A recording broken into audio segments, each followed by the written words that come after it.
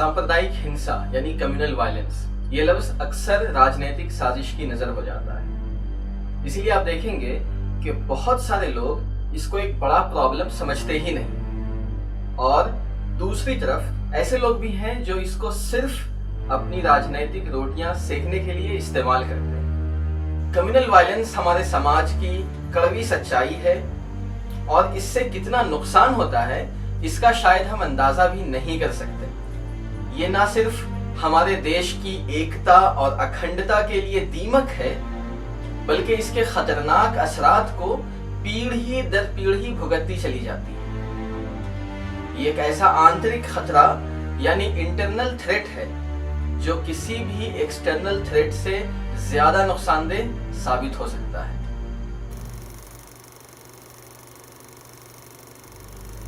जब देश सांप्रदायिक विभाजन यानी कम्युनल डिवाइड का शिकार हो जाए तो फिर इंसानी जान की कोई कीमत बाकी नहीं रहती। आजादी के बाद से कम्युनल वायलेंस में लाखों जानों का नुकसान हुआ है और अनगिनत लोग घायल हुए हैं। हमारे देश ने अब तक 100 से ज्यादा बड़े दंगे देखे हैं और ज्यादातर नॉर्दर्न और वेस्टर्न इलाके प्रभावित हुए। ICPSR की एक स्टडी के अनुसार 1950 और 1995 के बीच इन इलाकों में तकरीबन 1186 दंगे हुए, जिनमें अब तक 7000 से ज्यादा लोगों ने अपनी जानें गंवाई हैं। आज भी ऑन एन एवरेज हर महीने 55 से ज्यादा कम्युनल इंसिडेंट्स रिपोर्ट होते हैं।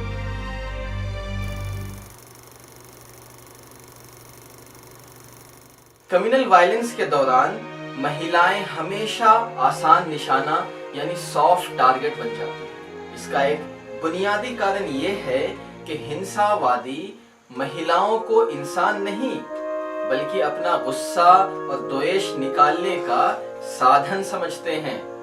1984 के सिख विरोधी दंगों में महिलाओं को खास तौर पर निशाना बनाया गया। ऐसा ही कुछ 2002 के गुजरात दंगों में मुस्लिम महिलाओं के साथ भी हुआ। Jury of national people's tribunal जो कंधमाल में 2007-8 के दंगों के बाद बना, उसकी रिपोर्ट के अनुसार महिलाओं को सेक्सुअल वायलेंस का खास निशाना बनाया जाता है। महिलाओं पर हिंसा, अपमान और ब्रूटल फिजिकल असॉल्ट की घटनाओं के बावजूद हर लेवल पे चुप्पी साधी जाती है। इन केसेस को न ठीक से डॉक्यूमेंट किया जाता है, न रिपोर्टिंग और इन्वेस्टिगेशन ढंग से होती है, और न ही मुजरिमों को सजा दी जाती है। सेक्सुअल असॉल्ट्स के अलावा जब दंगों में घर उजाड़ दिए जाते हैं या लोगों को उनके घरों से भागने पर मजबूर किया जाता है, या जहां परिवार के कमाने वाले पुरुष मार दिए जाते हैं, वहां महिलाओं को अपना घर चलाने के लिए बहुत ही कड़ी कठिनाइयों का सामना करना पड़ता है। वो एक अजीब साइकोलॉजिकल ट्रॉमा, भय, इनसिक्योरिटी, डिप्रेशन और अकेलेपन का शिकार हो जाती है। बाज़ इलाकों में तो दंगों के बाद महिलाएं ट्रैफिकिंग का शिकार हो जाती हैं। ये महिलाएं भी तो देश की ही बेटियां हैं। इनकी इज्जत भी उतनी ही है जितनी अन्य महिलाओं की है। महिलाओं को इंसान ना समझना और अपने क्रोध और नफरत का आसान निशाना बनाना हमारे संस्कार, आदर्श और मूल्यों के खिलाफ है।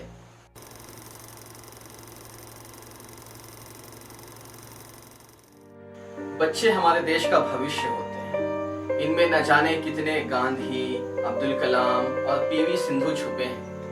खेलने कूदने की उम्र में जब ये बच्चे हिंसा और कम्युनल डिवाइड का शिकार हो जाएं, तो ना सिर्फ उनकी मासूमियत छिन जाती है, बल्कि हमारे देश का भविष्य भी दांव पर लग जाता है। डॉक्टर रवि प्रिया, जिन्होंने गुजरात दंगों के पीड़ित बच्चों पर अपनी स्टडी की है, लिखते हैं कि लगभग 70% बच्चों ने डर, भय और सीवियर साइकोलॉजिकल ट्रॉमा की शिकायत की है।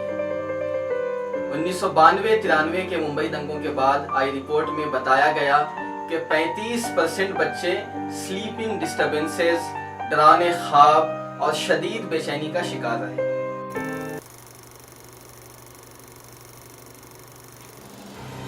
जब कभी समाज बट जाता है, उसका नुकसान किसी एक समुदाय को नहीं, सारे समाज को भुगतना पड़ता है। एक कॉमन पैटर्न जो आपको सभी दंगों में नजर आता है वो आम आदमी का नुकसान है। अक्सर हिंसा में मरते भी आम आदमी हैं, घर भी उन्हीं के जलाए जाते हैं, दुकानें भी उन्हीं की तबाह होती हैं और फिर पुलिस की कार्रवाई का शिकार भी वही होते हैं। बाबरी मस्जिद घटना के बाद मुंबई में हुए 1992-93 दंगों में 4000 करोड़ की प्रॉपर्टीज को जलाकर राख कर दिया। ट्रेडिंग, एक्सपोर्ट और रेवेन्यू के पॉइंट ऑफ व्यू से 4500 करोड़ का नुकसान देश को भुगतना पड़ा। इसी तरह 2002 के गुजरात दंगों में 11000 करोड़ की प्रॉपर्टीज का नुकसान हुआ। द कंसर्न सिटीजन्स ट्रिब्यूनल की एक रिपोर्ट के अनुसार गुजरात दंगों के दौरान 1100 होटल्स, 15000 बिजनेसेस, 3000 हैंड कार्ड्स और 5000 गाड़ियों का नुकसान हुआ। मुंबई दंगों में लगभग 300 बेकरीज बर्बाद कर दी गईं, जिनसे 20 लाख फुटपाथ में रहने वालों का गुजारा होता था। लकड़ी के 70% गोडाउन्स को जला दिया गया और 500 टैक्सीज, 150 ट्रक्स राख के ढेर हो गए। 1980-81 में मुरादाबाद में हुए 4 महीने तक जारी दंगों से वहां के ब्रासवेयर और मेटलवेयर प्रोडक्शन और एक्सपोर्ट जैसे रुक सा गया। 1979 के भागलपुर दंगों में 600 पावर लूम्स और 1700 हैंडलूम्स को जलाकर राख कर दिया गया। वहां की सिल्क इंडस्ट्री बेहद मुतासिर हुई, जिसका टर्नओवर 400 करोड़ से घटकर 100 करोड़ तक आ गया। बिजनेस तो बिजनेस, एनजीओज और कई सोशल सर्विस इंस्टीट्यूशंस को भी नहीं बख्शा गया। कंधमाल में 35 स्कूल्स, लेप्रोसी होम्स, टीबी सैनिटोरियम्स और दर्जनों एनजीओज के ऑफिसेस को लूटा और जलाया गया। एक ऐसा देश जहां माइनॉरिटीज, दलित और अन्य पिछड़ी जाति के लोग यानी लगभग 40 करोड़ देशवासी इनसिक्योरिटी और साइकोलॉजिकल तनाव का शिकार हों और देश में कम्युनल डिवाइड समाज का हिस्सा बन जाए, वो देश कभी विकास की तरफ आगे नहीं बढ़ सकता। कब दंगा हो जाए, कब कर्फ्यू लग जाए, ऐसे में देश की छवि अंतर्राष्ट्रीय स्तर पर बुरी तरह बिगड़ जाती है और इसका असर सीधे बिजनेस और इन्वेस्टमेंट्स पर पड़ता है। नतीजा ये है कि देश की जनता का सामूहिक संघर्ष यानी कलेक्टिव स्ट्रगल विकास से हटकर दूसरे पर अपना जोर चलाने की हद तक रह जाता है।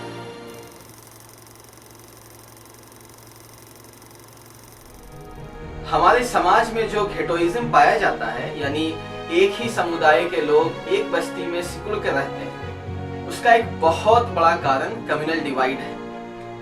अपने ही पड़ोसियों के हाथों अपनी दुनिया का तबाह होना लोगों को माइग्रेट होने पर मजबूर कर देता है। 2012 के आसाम दंगों ने 400 गांव के 4 लाख लोगों को रिलीफ कैंप में पनाह लेने पर मजबूर कर दिया। कंधमाल के दंगों ने 54,000 लोगों को बेघर कर दिया था। 10,000 से ज्यादा बच्चे स्कूल से ड्रॉप आउट हो गए और हजारों बच्चे तकरीबन 3 साल तक गंदे और अनहाइजेनिक रिलीफ कैंप्स में पड़े रहे। इसी तरह गुजरात दंगों में 1.5 लाख लोग बेघर हुए। इन दंगों के शिकार मासूम लोग अपनी सिक्योरिटी को लेकर इतने डरे हुए होते हैं कि वो अपने घरों को वापस आना नहीं चाहते, खासकर उस वक्त जब उनकी जान और माल की सिक्योरिटी का कोई बंदोबस्त ना हो। ये हालात घेटोइजेशन को बढ़ावा देते हैं और समुदायों के बीच दूरियां बढ़ती चली जाती हैं।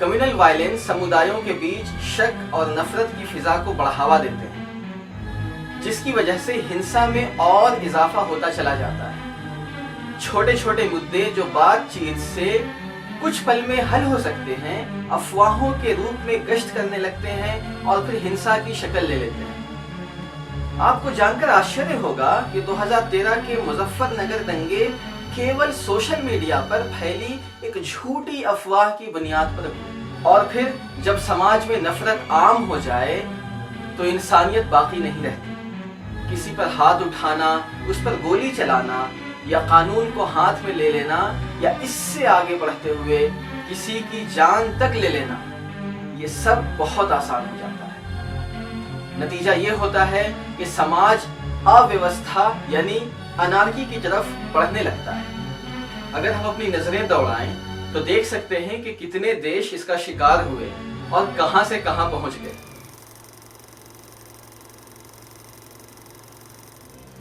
हिंसा के शिकार मासूमों को इंसाफ ना मिलने की वजह से बदला लेने की भावना को बढ़ावा मिलता है और ये भावना जवाबी हिंसा की शक्ल ले सकती है, जिससे जानों का फिर से नुकसान होता है और नफरतें बढ़ती ही चली जाती हैं। मुंबई और गुजरात दोनों ही दंगों के बाद बदले की भावना से होने वाले आतंकवादी हमलों के बारे में हम सब जानते हैं। अंत में ये बिल्कुल साफ है कि कम्युनल डिवाइड कभी किसी समुदाय के लिए फायदेमंद नहीं हो सकते। हाँ, कुछ नेताओं के लिए ये बहुत फायदेमंद होते हैं जो अपने वोट बैंक के लिए इस नफरत की फिजा को हमेशा बाकी रखना चाहते हैं। नतीजा ये है कि आम आदमी हमेशा भुगतता है। ये हिंसा सिर्फ देश की एकता और अखंडता पर ही हमला नहीं करती, बल्कि इनकी वजह से मुल्क को गंभीर आर्थिक परिणामों का सामना भी करना पड़ता है। इस बात को हम गांठ बांध लें कि अमन और शांति के बिना विकास और आर्थिक प्रगति यानी इकोनॉमिक डेवलपमेंट मुमकिन नहीं है। हमारा देश तो बुद्धिजीवियों का देश कहलाता है। आइए इसका हक अदा करें।